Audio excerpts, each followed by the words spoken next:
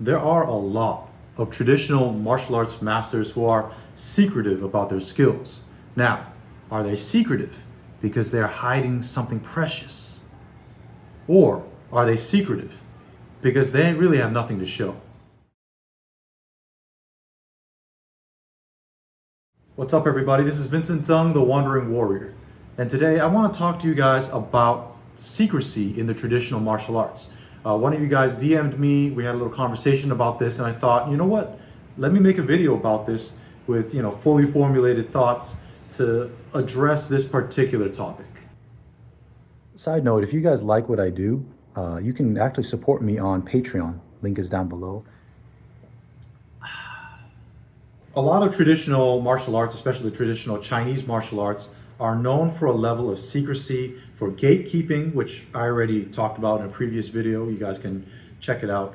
The link is up there. There's a lot of Chinese martial artists who might not show their students certain skills until later on, or sometimes never show them at all. This is a major problem. The number of people who can effectively use it in a fight can kind of tell you how effective the method of transmission is. If your goal is to have a, say, 1% or 0.05% success rate in producing a fighter out of your student population, then that method is great. But if you want the majority of your students to actually get the skills that you advertise and you say you're going to teach them, then that method is pretty bad. Now, the truth of the matter is, say in the Qing dynasty era, traditional Chinese martial arts were not always secretive. If you were a bannerman, you were expected to be able to perform as primarily a cavalry archer with dismounted fighting capabilities. If you are a well-to-do family trying to pass the military examinations so you can be officers in the Hanjun, in the Lüying, the Green Standard Army of the Qing dynasty, then you're hiring these Manchu or Mongol or Chinese tutors, martial artists. They're going to teach you because they want you to succeed. They're earning their pay. If you are training a militia or paramilitary group, there's no secrets here. You're just being taught how to fight in a simple and efficient way. In the Qing dynasty, there's a whole marketplace for Kung Fu, for Chinese martial arts. And if you went to a master to learn how to fight and you didn't come away with fighting skills, that person's reputation is now tarnished. So they would teach you how to fight because their reputation depended on it. By the way, guys, I do have an online course already. It's the essentials of long boxing or long fist, 长拳. But I'll be improving on it with the release of the 弹腿12路, 12 rows of 弹腿, which is coming out later this year. I've already started the preparation for the filmmaking and the course creation and all that. So it's a lot of work. Anyways, a lot of cool stuff to come. Let's continue. Now, that said, there were cultural reasons for some level of secrecy. In the Qing dynasty, there were insurgent groups, there were gangs, and so there may have been some level of secrecy there because these are illegal organizations.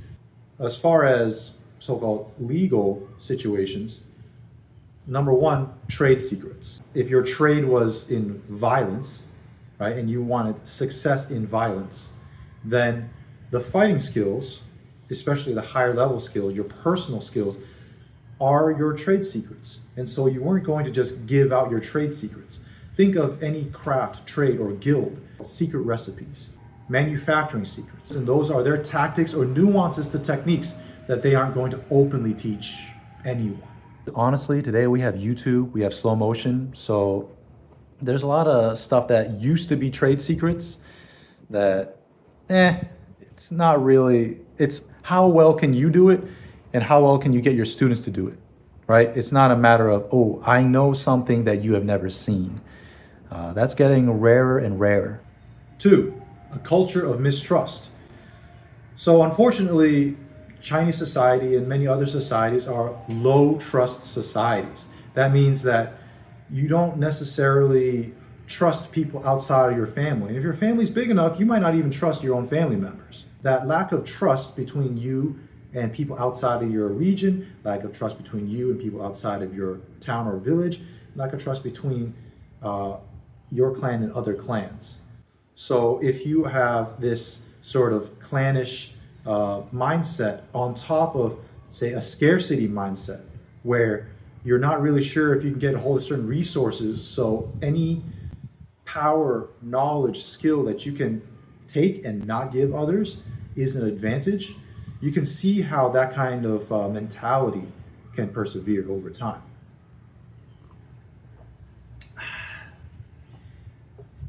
Now, there's also this tradition of sort of doing things the hard way in order to force the student to 体会, to kind of come up with things on their own. For the Chinese and the Japanese and many other East Asian cultures, there is this cultural training methodology or cultural pedagogy, this tradition of teaching them the basics, perfecting their basics, and then leaving out certain higher level nuances or concepts in hopes that your apprentice, your student, your disciple is going to work hard to come up with it on their own. And I think on some level there is merit to that. The lessons you earn for yourself are the ones you will never forget. We see both instances where this is done for the student's benefit, but also situations where it's really just used to kind of take advantage of this apprentice and keep them around longer.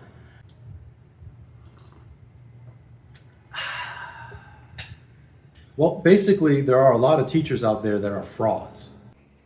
They're just bad. They should not be teaching martial arts. If they say they are martial artists, they are lying. Look, can you fight? No. Are you a martial artist? Can you teach other people to fight? No. Are you a martial artist? Are you able to uphold the folk fighting culture? No. What are we even talking about here? At the end of the day, just be honest with people. If you teach forms, and that's all you teach, great, you teach forms. If you're teaching various proprioception, body exercises, ways to produce power, but you don't really teach people how to box, how to kick, how to wrestle, how to lock, that's okay. Just say you teach what you teach. Just be honest. There are a lot of frauds out there. Many Qing dynasty martial artists going into the Republican era realized, oh, this sudden demand for the Chinese martial arts, the traditional fighting skills, is something that I can hustle. On top of that, you also have a lot of students who never really learned how to fight. They learned a lot of taolu, they learned a lot of forms, and now they're just teaching that. And there's this belief that, oh, just by doing the forms, someday you're going to miraculously download hundreds of years of this lineage of fight knowledge and you're just going to suddenly be able to fight. That's bullshit. It's just fantasy. We also have teachers that went abroad to America, to Europe, other places, and were essentially swindling students. They never really taught them how to fight. They may know how to fight, maybe.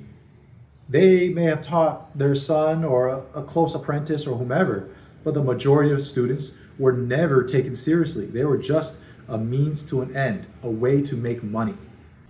We have a lot of foreigners that have come to Taiwan, China, wherever, Hong Kong, and they just came here for a week, a month, went back and started teaching.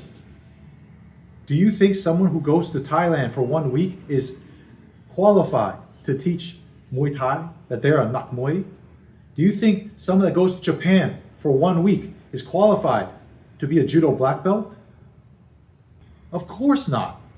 So how come you think you can go to Taiwan for 1 week, 1 month, learn Changquan, learn Shuaijiao, and suddenly, in 1 week or 1 month, be like a black belt level and be teaching? No, these people are frauds. On top of that, even if they have something to show, there's a lot of people that are there just milking their students. They're just trying to suck. Trying to suck as much money as they can, as much benefit as they can from their students. And so what could probably be taught in 1 month is dragged out to a year. And a martial arts system that may take just 1 year or 2 years to get good at, which is most of them, 1, 2, maybe 3 years, is dragged out to 10, 20 years. I believe in investing in your students.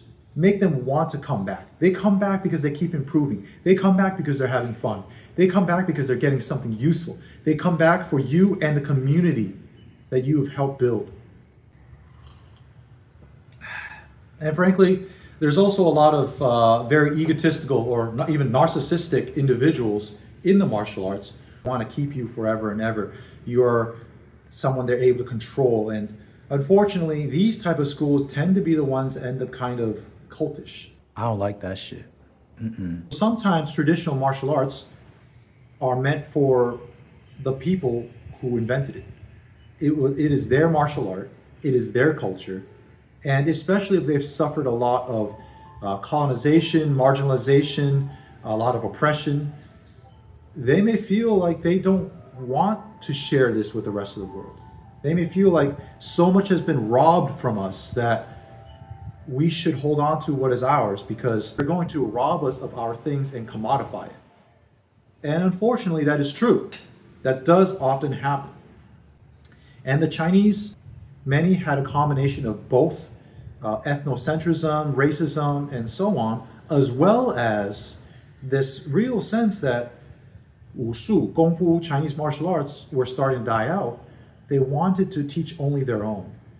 That said, I don't think isolationism is the way. I think you need to have a certain level of preservation, and yet at the same time, if you don't engage, you can't win. One thing I've tried to tell people who are cultural torchbearers of niche martial arts is that if you don't speak, if you don't share, the outsiders who may not have real skill in it, who may not really know what's going on, the outsiders are going to speak for you. Because people want this stuff. And if you don't speak up and you don't go ahead and write the narrative, if you don't go ahead and at least decide on what you're willing to share and what is held for your own people, they're going to speak for you. There's war, and if you decide not to fight, you are at the whim of those who have won the battles. That's how it is. Lastly, there's no secrets. You just don't get it. You're just not good enough. All right, now I'm not trying to be mean to you or anything like that. I've been there as well, right? Sometimes it's not that they're trying to withhold secrets from you. It's that you or I or anyone, we're not at the level where we understand what's going on yet. And it's okay. Assuming this is a good teacher and you're a good student, within a certain amount of time of putting in honest work, you will start to see what was once thought to be a secret. That's what should happen. And you know, for me, there were times when I thought, oh, this is kind of like a secret technique, when actually it wasn't. It was a combination of psychological tactics, of very smart use of in and out distancing and angle changes, and use of fakes and feints that allowed, say, my teacher to land a clean shot on me without me even understanding. 摔跤, same thing. Many things in Chinese wrestling or even Mongolian wrestling, I could kind of see and logically understand, but honestly, I couldn't fully appreciate and grasp it when I first started because you're overstimulated. You with their palm grabbing you, shaking you, boom, move, boom, throw, boom, trip, boom, fake high, boom, leg grab. You start getting out of the leg grab, boom, so be it. And there was so much going on that it's not that the finer stuff was a secret. It's that I was overwhelmed. I couldn't actually parse it all out and understand what was going on in its totality. I'm really starting to get that finer stuff. Am I able to do it all? No. But am I able to do some of it and understand it and work towards it effectively? Hell yeah.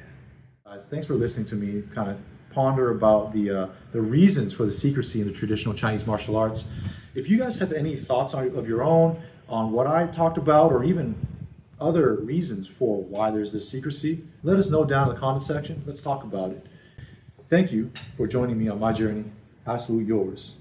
Peace.